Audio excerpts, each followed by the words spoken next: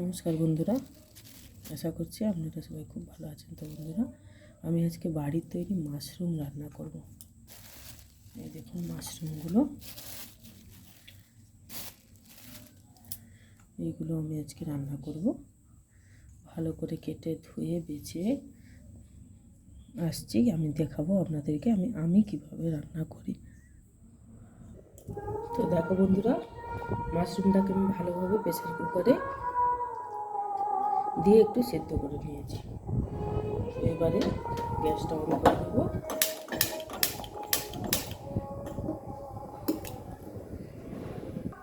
মাশরুমটা ভেজে নেব।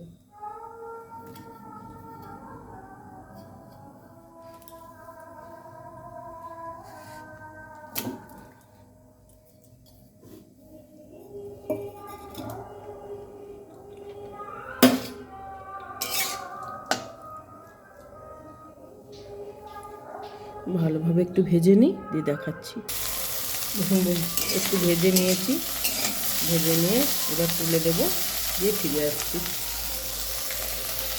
এবার বন্ধুরা আমি মাশরুমটা কীভাবে বসাবো দেখাবো। এই তার জন্য নিয়ে নিয়েছি পেঁয়াজ একটু সামান্য থেতো করে নিয়েছি, রসুন, আদা বাটা, টমেটো, চিনি।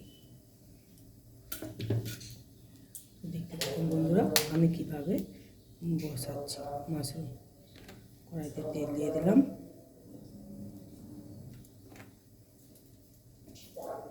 এবারেতে একে একে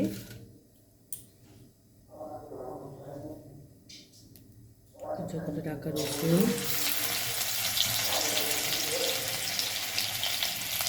পেঁয়াজ,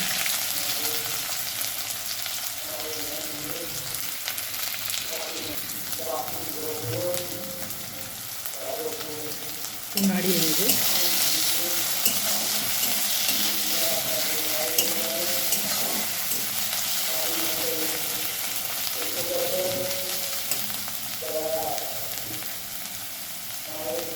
আদা,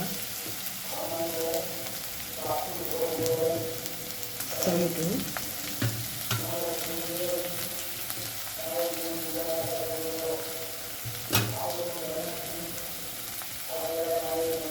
হলুদ গুঁড়ো, লঙ্কা গুঁড়ো,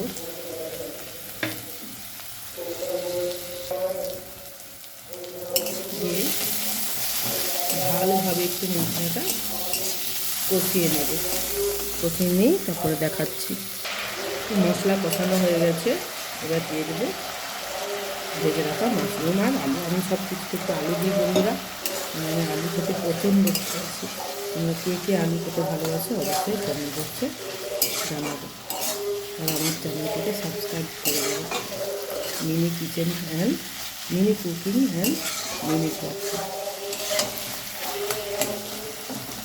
বন্ধুরা ভালোভাবে কষিয়ে নিয়ে আসছি।